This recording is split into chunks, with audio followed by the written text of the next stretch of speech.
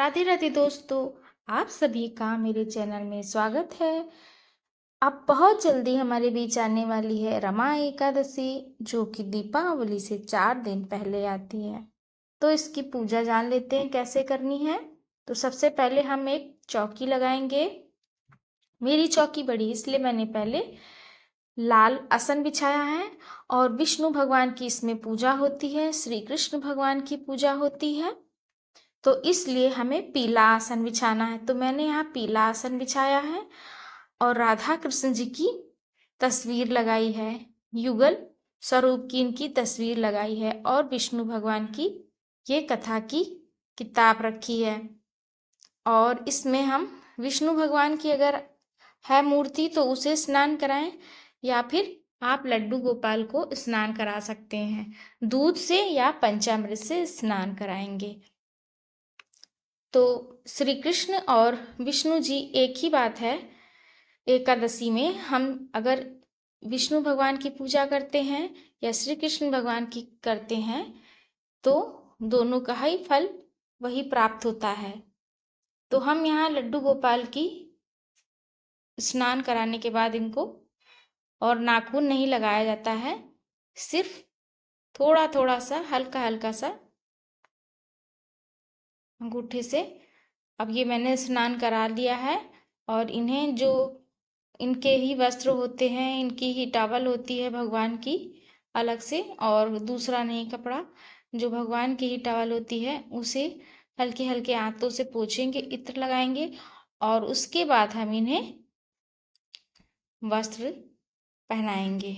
तो यहाँ मैंने वस्त्र पहना दिया है। और भी चाहे जो श्रृंगार चाहें तो कर सकते हैं। तो यहाँ इनका आसन रख दिया है। पीले लड्डू गोपाल के श्रृंगार के लिए इनको माला पहनाएंगे और इनके आसन पर इनको विराजमान कर देंगे। तो एक ये तो हमारा रोजी का काम होता है हम लोगों की हर फैमिली में, और एकादशी वाले दिन विशेषकर ये किया जाता है चौकी लगाने के बाद में। और अब दिया प्रज्वलित करेंगे इस तरीके से,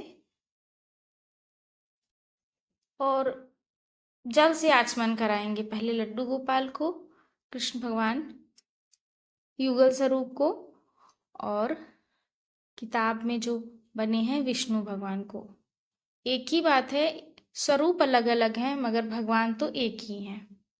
स्वरूप इनका है। तो सब एकादशी में श्री कृष्ण भगवान और विष्णु भगवान के स्वरूप की पूजा की जाती है। तो हमने यहाँ पर तिलक किया है चंदन से। तो जो वैष्णव होते हैं, जैसे वैष्णव में राम कृष्ण विष्णु जी जो इनकी उपासना करते हैं, वो चंदन लगाते हैं, गोपी चंदन। तो ये चंदन मैंने गोपी चंदन लगाया है। और राधा रानी के लगाएंगे सिंदूर। तो यहाँ राधा रानी के सिंदूर लगा दिया है। और लड्डू गोपाल और विष्णु भगवान श्रीहरि को भी लगा दिया है सिंदूर।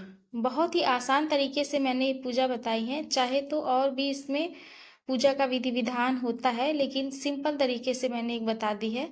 पुष्प अर्पित करेंगे युगल स्वरूप को, और राधा रानी को एक गुलाब का फूल, लाल गुलाब मैंने चढ़ाया है, और लड्डू गोपाल जी को, श्री हरि भगवान विष्णु को चढ़ाया है, दीपक को चढ़ाया है। तो यहाँ पुष्प अर्पित कर दिए हैं, और बांसुरी दे दीजिए लड्डू गोपाल जी को। आप धूप लगाएंगे, धूप दिखाएंगे सारे भगवान को। और इस बीच आपको अगर जो भी मंत्र आते, ओम नमो भगवते वासुदेवाय, स्नान कराते समय भी आप यही मंत्र बोले, ओम नमो भगवते वासुदेवाय का मंत्र का उच्चारण करेंगे।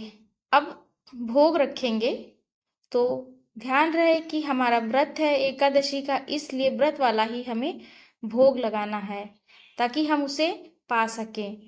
तो व्रत वाला ही भोग लगाना है खोए का। और ये है एकादशी कथा की किताब। तो इसमें से हमें रमा एकादशी निकालनी है। सभी एकादशी 26 एकादशियां होती हैं, 2 जो अधिक मास होते हैं उनकी होती हैं, बाकी कुल 24 एकादशी होती हैं। तो ये हरिप्रबोधिनी एकादशी, इसमें हमें रमा एकादशी की कथा पढ़नी है इतनी पूजा करने के बाद में। तो ये रमा एकादशी है, तो कथा पढ़ लेंगे। ये देखिए रमा एकादशी। तो रमा एकादशी की कथा थोड़ी सी लंबी है, तो कथा हो गई है। अब इसके बाद हम आरती करेंगे। और आरती अगर नहीं आती, ये कोई ज़रूरी नहीं कि हम गाकर ही करें, या स्पेशल हम एकादशी की आरती करें, ओम जय जगदीश वाली आरती इसमें कर सकते हैं। और ये है तुलसी पत्र, तुलसी पत्र भोग में रख देंगे। और अब भगवान विष्णु से प्रार्थना करेंगे कि हे श्री हरि भगवान विष्णु, आज मैं एकादशी व्रत का संकल्प लेती हूँ। हमारे परिवार पर हर समस्या और हर विपत्ति से बचाए रखना और हम पर अपनी कृपा बनाए रखना। और एक चीज़ और बताना चाहती हूँ जो भूल गई मैं, कि अक्षत इसमें नहीं चढ़ेंगी। भगवान विष्णु को अक्षत नहीं चढ़ते हैं इस एकादशी में। तो अगर चैनल पे नए हैं तो सब्सक्राइब कर लीजिएगा। जानकारी अगर अच्छी लगी हो तो लाइक कर दीजिएगा। मिलते हैं मेरे अगली वीडियो में, तब तक के लिए राधे राधे।